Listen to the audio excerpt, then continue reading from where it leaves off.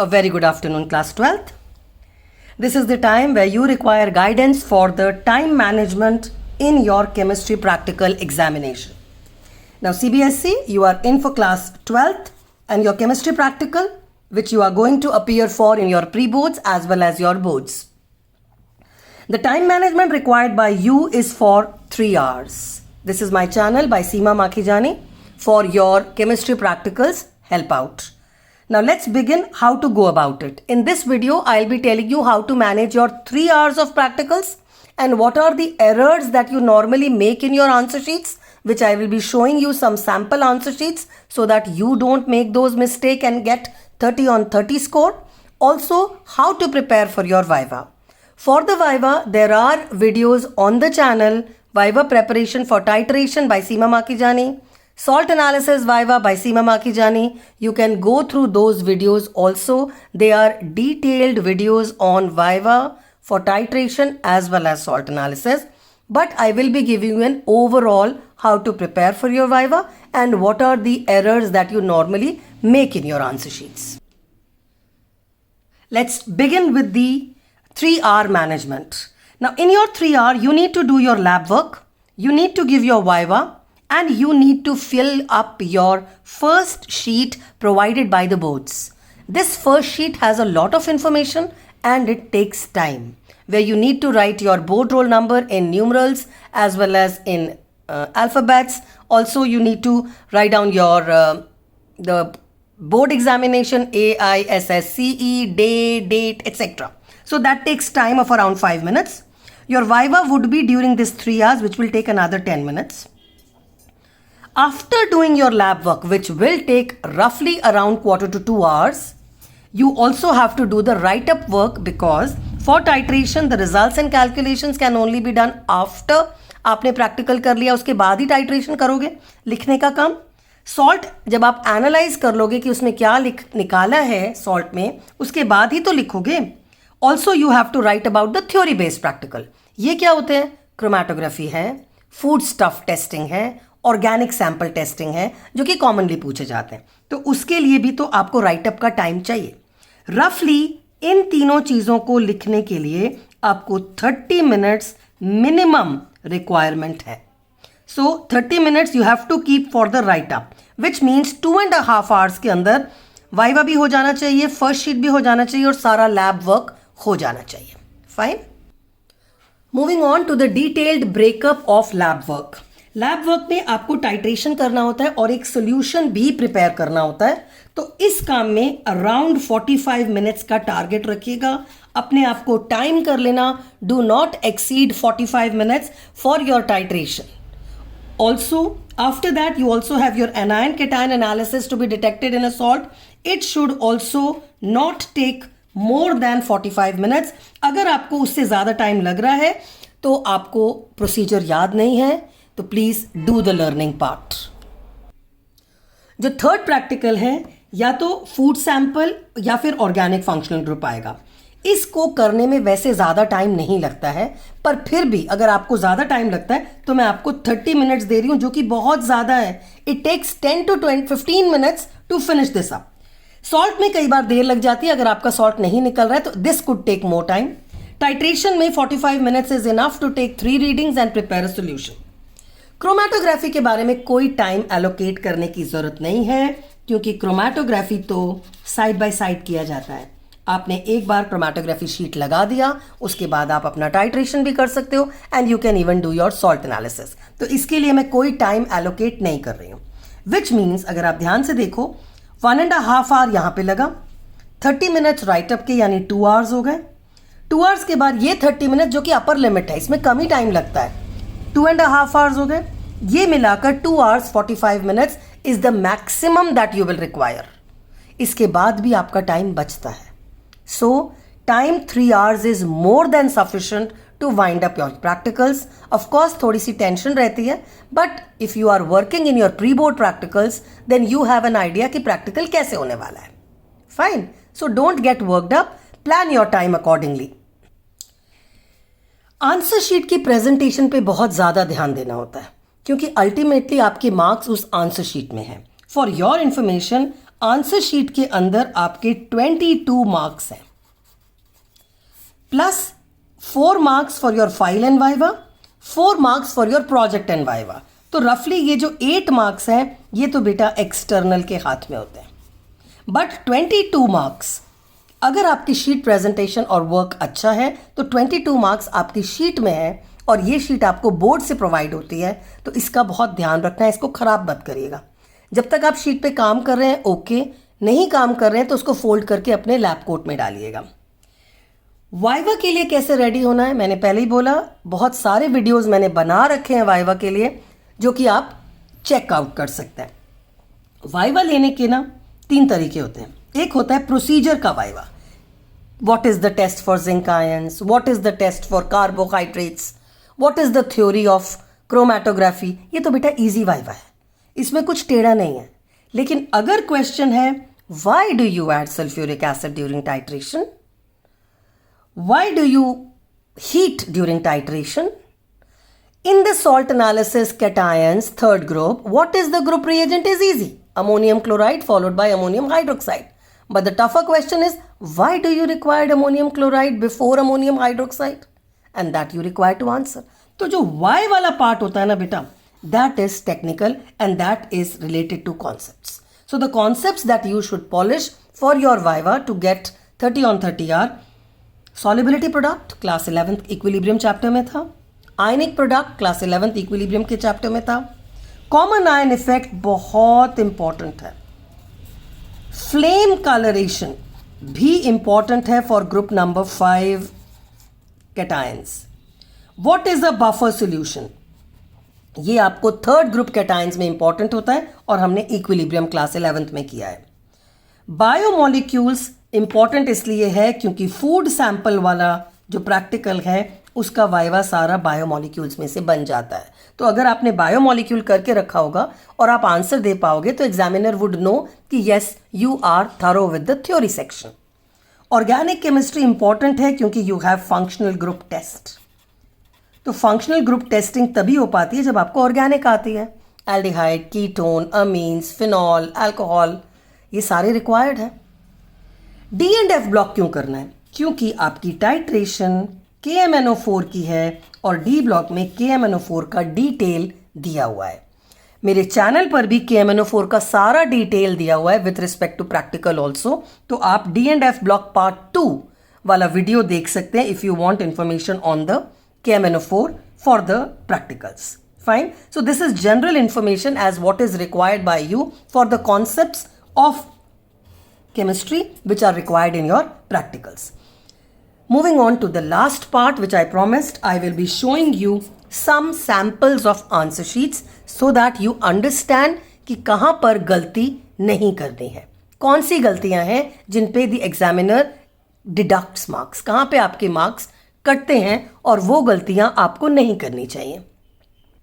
Okay, एक important बात, titration का राइट अप लिखने के लिए प्लीज प्रैक्टिस कि 10 मिनट्स में आप पूरा टाइट्रेशन लिखने की प्रैक्टिस कर लीजिएगा, दैट विल सेव टाइम।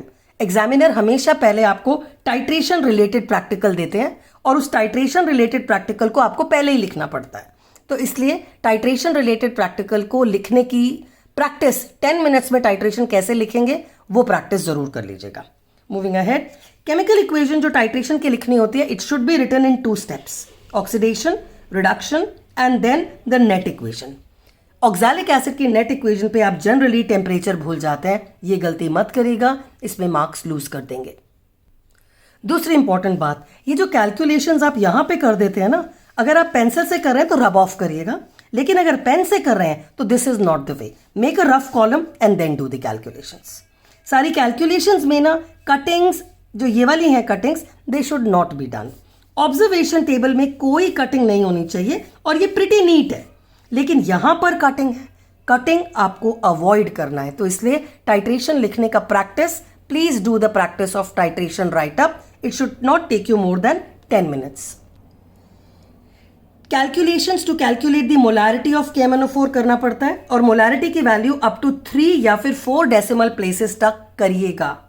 ये कैलकुलेशन अगर आपको नहीं आती है तो there is already a video on the channel, calculations for KMNO4 titrations, उसको चेक कर लीजिएगा। आफ्टर एवरी प्रैक्टिकल उसका रिजल्ट देना होता है। अगर आप रिजल्ट नहीं लिखेंगे तो आपके मार्क्स कटेंगे। Please do not do this, as I already said. कोई भी 2 इंपॉर्टेंट प्रिकॉशंस फॉर टाइट्रेशंस दे सकते हैं, कटिंग अवॉइड करना है। सेकेंड प्रैक्टिकल आपका सॉल्ट एनालिसिस है। इसमें सॉल्ट नंबर मेंशन करना असेंशियल है। अगर आपने सॉल्ट नंबर नहीं मेंशन किया तो एग्जामिनर को नहीं पता है कि आप कौन सी सॉल्ट को डिटेक्ट कर रहे हैं। एनायन टेस्ट पहले, केटायन टेस्ट उसके बाद। एनायन टेस्ट लिखते हुए it has to be step wise. You first add dilute sulphuric acid, check for the gas, and then please this is where आप गलती करते हैं। आपको सल्फाइड, सल्फाइट, नाइट्राइट, कार्बोनेट, इनके सिंबल्स ही नहीं आते हैं। तो प्लीज अगर नहीं आते हैं तो इनको प्रैक्टिस कर लीजिएगा। स्टेप से लिखना है concentrated sulphuric acid, then you will write about the piece of paper, nitrate, sulphate. इनका सल्फेट आया था तो ये सल्फेट तक जाने के लिए सब कुछ एब्सेंट बताकर आपको ये सल्फेट कंफर्म करना होता है। सीधा डायरेक्टली सल्फेट नहीं लिखा जाएगा, एब्सेंस बताने के बाद ही आप सल्फेट पर पहुंचेंगे और उसको कंफर्म करेंगे। सल्फेट कंफर्म करने के बाद आपको कैटायन स्टार्ट करना है, वो भी स्टेप वाइज होगा। बिगिनिंग फ्रॉम द 0 ग्रुप, उसमें आपको मेंशन करना है अमोनियम अगर आपका एब्सेंट है, ग्रुप 0 लिखिएगा।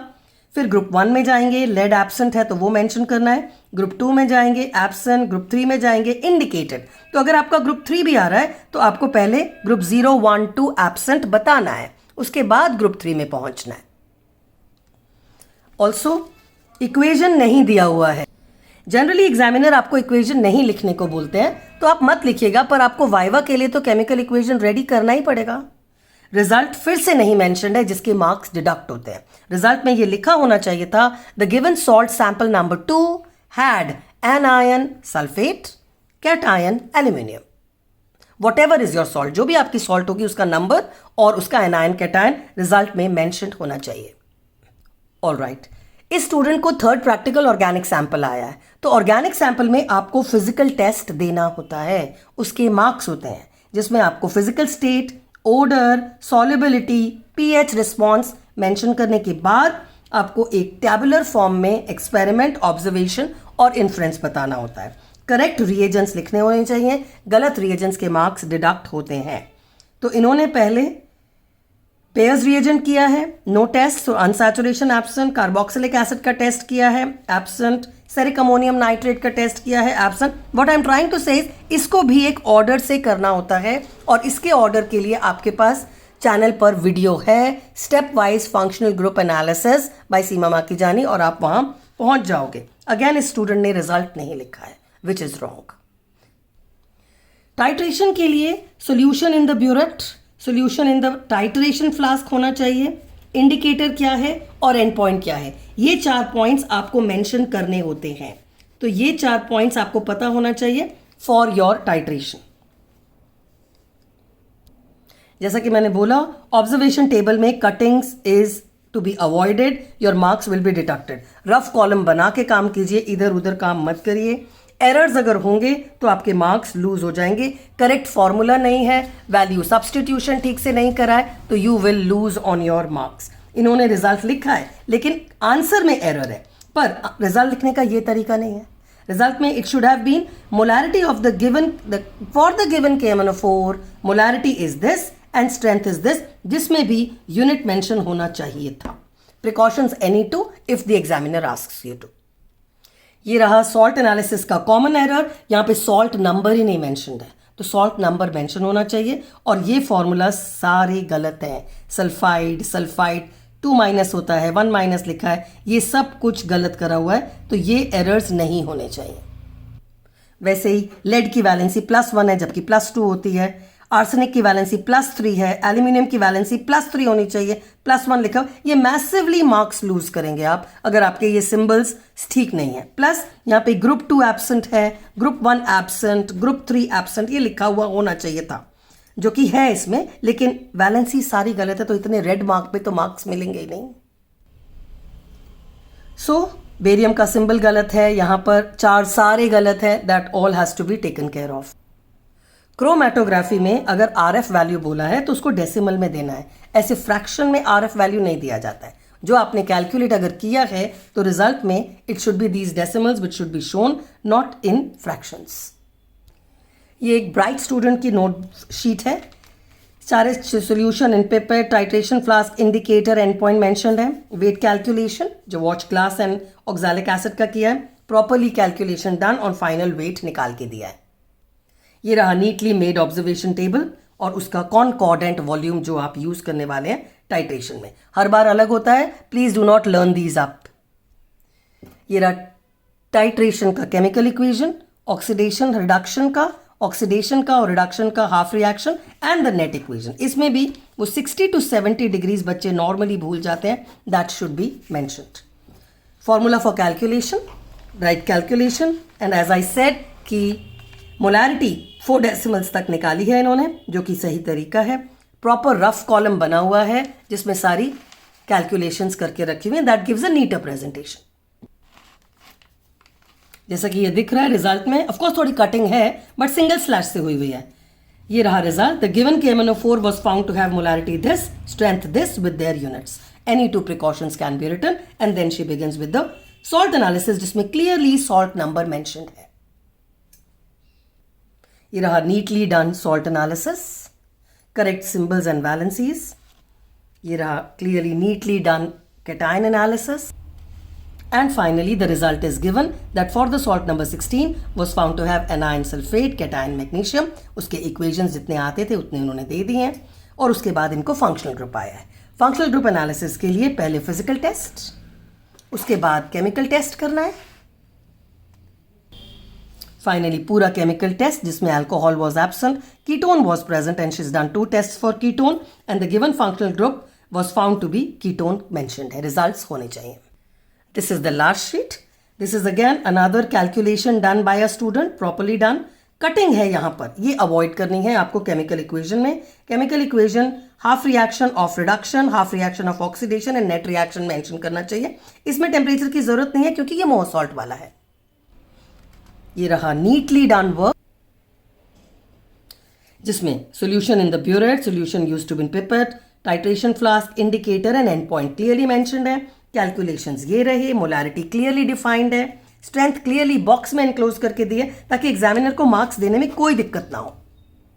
ये रहा neatly and loudly made observation table जिसमें कोई एरर नहीं है, कोई ओवरलैपिंग नहीं है, कोई कटिंग नहीं है और तीनों रीडिंग्स सेम आती हैं तो ज़्यादा बेटर रहता है। और अगर रीडिंग्स में फ़र्क है तो पहली वाली रीडिंग ज़्यादा हो सकती है, नेक्स्ट 2 तो बेटा सेम ही होनी चाहिए क्योंकि पहली वाली एरर हो सकता है क्योंकि फर्स्ट टाइम कर रहा है, पर आगे तो एरर नहीं होना चाहिए। And the concordant volume is 7.6। आप अगर ऐसा नहीं समझ पा रहे तो सी टू इट कि आपके तीनों रीडिंग सेम हो, फाइन। पर ये बार बार आपको 10 नहीं करना, आपने 10 से स्टार्ट किया, 17.6 तक गए तो 7.6 आ गया, नेक्स्ट शुड बी फ्रॉम 17.6। लेकिन अगर आपने थोड़ा सा सोल्यूशन गिरा कर किया है तो ये 20 पे आएगा।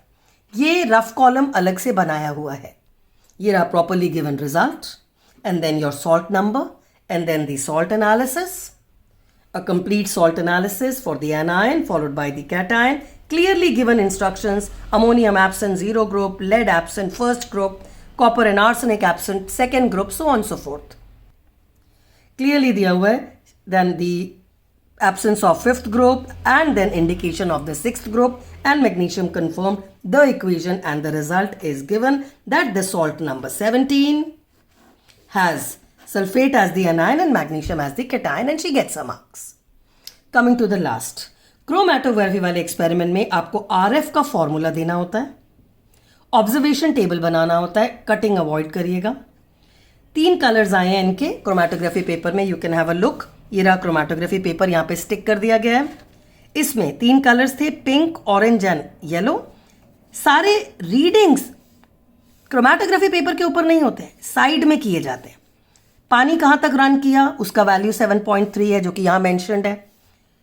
येलो कलर का कंपोनेंट कितना रन किया 4.1, ऑरेंज कलर कितना रन किया 2.7, पिंक कलर कितना रन किया ओनली 0.2 सेंटीमीटर्स। और उसके बाद divide your colour component by the water component and you get the values of RF और रिजल्ट में ये RF होना चाहिए।